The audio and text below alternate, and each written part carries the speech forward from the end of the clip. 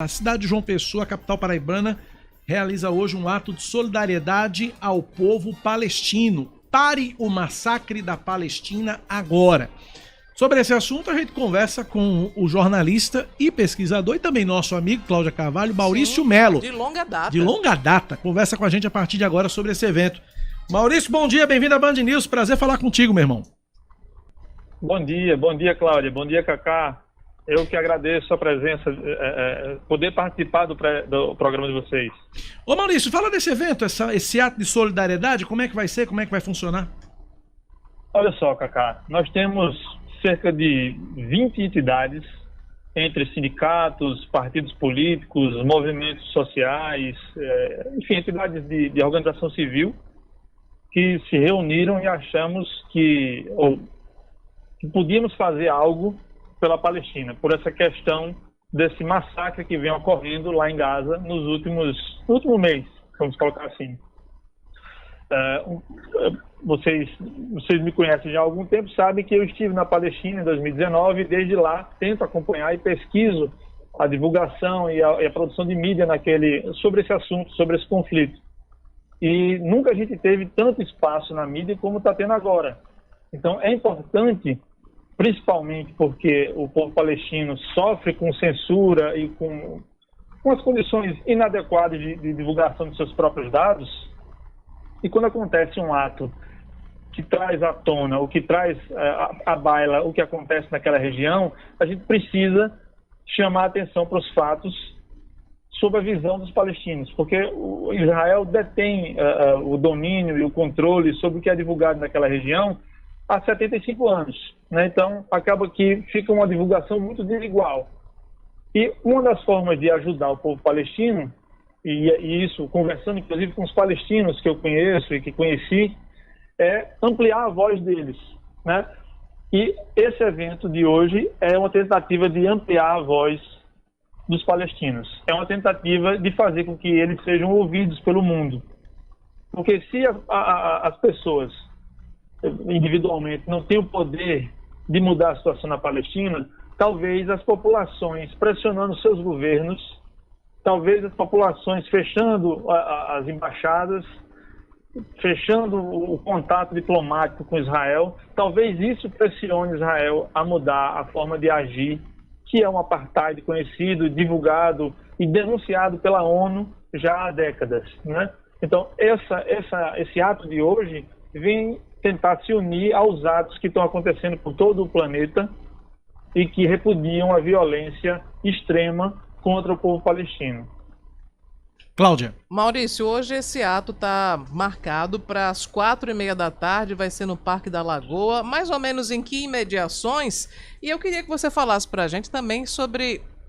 Vocês têm números, assim, quantos palestinos já foram executados desde esse conflito que começou com o ataque do Hamas a Israel? E aproveito também para lhe perguntar, porque existe uma confusão que se faz entre o extremismo e o povo palestino, como se todo palestino fosse extremista. Eu queria que você falasse sobre isso também.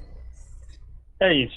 Então, vou começar primeiro pontuando que a gente vai se encontrar ali naquele pedaço da lagoa que fica em frente aos pontos de ônibus, né? É uma área aberta e que a gente pretende falar com as pessoas que estiverem disponíveis ali sobre esse assunto. E dizer, aí voltando um pouco, que infelizmente essa situação toda não começou com o ataque do Hamas, né? E você veja, a pesquisa que eu faço de comunicação relacionada a esse assunto mostra exatamente isso, que como a comunicação da região ela fica sob o poder de Israel, o resto do mundo acaba noticiando somente quando há um ataque do Hamas ou um ataque a Israel, né? Se ignora todo o contexto anterior a esse ataque, né? Então não estou aqui para defender ataque nenhum, eu estou aqui para falar e me interessa falar e tratar dos direitos humanos, né? Então não é questão de defender Israel, ou de defender Hamas, ou de defender os palestinos. Mas, por exemplo, você mesmo citou que normalmente se confundem os palestinos com o Hamas, ou os palestinos com pessoas perigosas, com pessoas terroristas. E, no fim das contas, isso não é real, né? Não é real. O Hamas é um partido um partido, inclusive, que no resto da Palestina é um partido derrotado, né? Ele perdeu para a OLP, perdeu para o Fatah. Então, é um partido que, se fosse por desejo dos palestinos na Cisjordânia, não estaria dando as cartas. O Hamas dá as cartas lá em Gaza justamente porque é um lugar que é fechado, é murado, é um território todo murado, Cláudia. Então, a própria autoridade palestina não manda em Gaza, porque Israel não permite isso.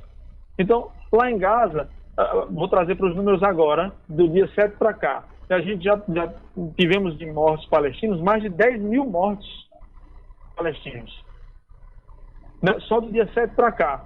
Só para ter uma ideia, na guerra da Ucrânia, que já vai fazer 2 anos, né, não morreu 10 mil pessoas ainda. Né? Então, veja, a gente já teve mais mortos na Palestina nesses 2 meses, nesses 25 dias, do que na Ucrânia em 2 anos. É um massacre. Né? Então, só para tentar organizar essa ideia. Então, os ataques acontecem desde antes do dia 7. O Hamas, na verdade, fez esse ataque e é uma forma que os palestinos têm, inclusive, de tentar dar visibilidade ao que eles vivenciam, ao que eles vivem lá em Gaza, porque isso que a gente está vendo agora, de não ter água, não ter luz, não ter comida, o controle disso sempre foi feito por Israel lá em Gaza. Né? Agora eles fecharam de vez, mas mesmo antes do dia 7, já era tudo racionado. Água racionada, comida racionada, as pessoas já eram mortas lá em Gaza. E só para também fazer um outro paralelo, já tem 300 pessoas que morreram na Cisjordânia, 300 palestinos, e não é que morreram, que também é outro contexto de comunicação que precisa se avaliar. Eles foram assassinados. E não estamos falando de tropas, como por exemplo na Ucrânia. Na Ucrânia tem 2 exércitos combatendo, né? Morre gente do lado e morre gente do outro.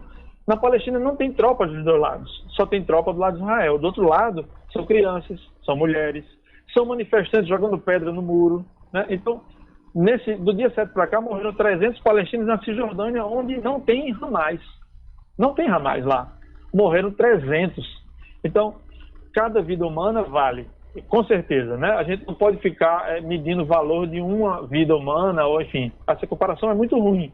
Mas, para efeitos numéricos, é muito grave perceber que, quando a gente olha os dados de mortes do dia 7 para cá, lá em Israel eles estão contabilizando 1.400 mortos do dia 7 para cá. Todos aconteceram nos 2 primeiros dias dessa ação, do dia 7 ao dia 8. Em compensação, no lado de Gaza, a gente vê uma crescente de mortes contínuas. Né? Contínuas. Então, a gente tem 10.022 mortos palestinos em Gaza, mas a gente tem mais 1.200 crianças desaparecidas nos escombros, por exemplo.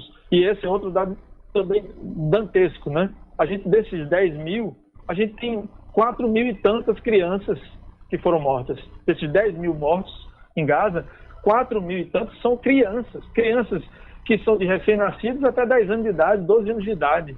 Então, a gente está assistindo e tendo a chance de assistir, porque as mídias sociais acabam que furam as bolhas da grande mídia, por exemplo, e a gente passa a assistir em tempo real o que acontece em Gaza.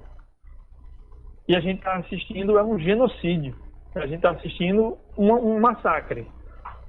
E aí faço uma referência à minha visita à Palestina também, Cláudia e Cacá. Em 2019, quando estive lá, eu voltei com a impressão de que já tinha visto aquele sistema em algum lugar. Eu disse, rapaz, esse negócio é sistemática. A forma como existe o apartheid, a forma como as pessoas são presas sem qualquer tipo de justificativa legal, a forma como as casas são demolidas também, ainda com as pessoas saem para trabalhar, quando volta a casa foi demolida. Isso tudo é muito estranho, mas muito familiar. E aí eu tive a chance desse ano estar em Berlim e estive no Museu do Holocausto. E lendo os cartazes que tem no Museu do Holocausto, eu vi porque é que me era familiar. O que acontece na Palestina nas últimas décadas é muito, muito, muito parecido com o que aconteceu com os judeus na época do Holocausto. A grande diferença é que na época do Holocausto a gente só ficou sabendo das câmaras de gás, a população e mesmo os alemães, depois que a guerra acabou. E agora a gente está assistindo em tempo real o massacre acontecer. E a gente não pode ficar calado.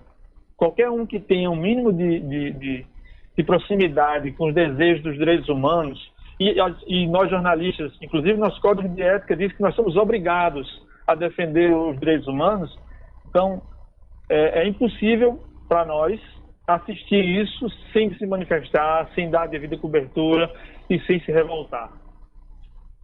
Ok, então essa manifestação acontece hoje no Parque da Lagoa, a partir de que horas, Maurício? A partir das 4h30, Cacá. Beleza, maravilha. Maurício, obrigado pela entrevista, meu irmão. Um abraço para você, até a próxima. Um abraço.